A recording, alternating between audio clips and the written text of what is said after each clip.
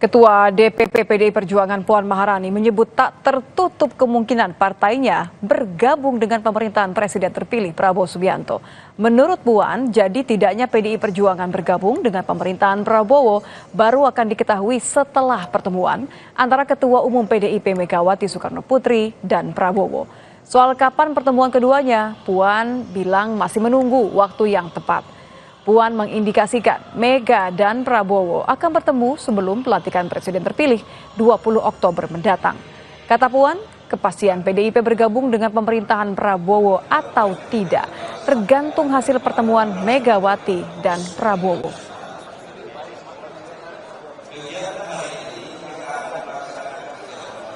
Semuanya tidak ada yang tidak mungkin. Mungkin saja.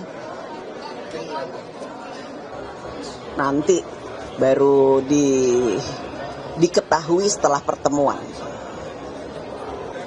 Tanggalnya kan nanti menunggu waktu yang tepat.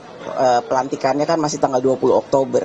Jadi pasti dalam waktu yang secepat-cepatnya insya Allah akan ada pertemuan dan dalam artian untuk bersilaturahmi dan bersinergi membangun bangsa dan negara.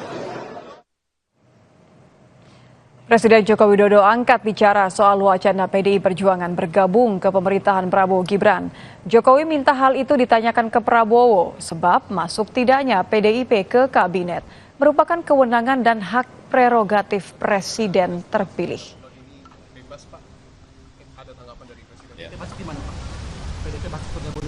Ditanyakan kepada Presiden terpilih.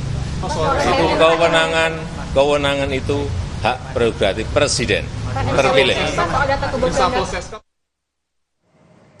Ketua Umum Partai Golkar Bahlil Lahadalia tak menargetkan jatah kursi dalam kabinet pemerintahan Prabowo Gibran. Bahlil menyebut sebagai Ketua Umum Partai Golkar ia tak menargetkan Golkar akan mendapat berapa jatah kursi. Menurutnya Golkar pernah memasang target jatah kursi saat dipimpin Erlangga Hartarto. Bahlil menyerahkan penyusunan kabinet kepada Presiden terpilih Prabowo Subianto. Kata Bahlil, tunggu tanggal mainnya saja. Yang akan dipandu oleh siap fotografer.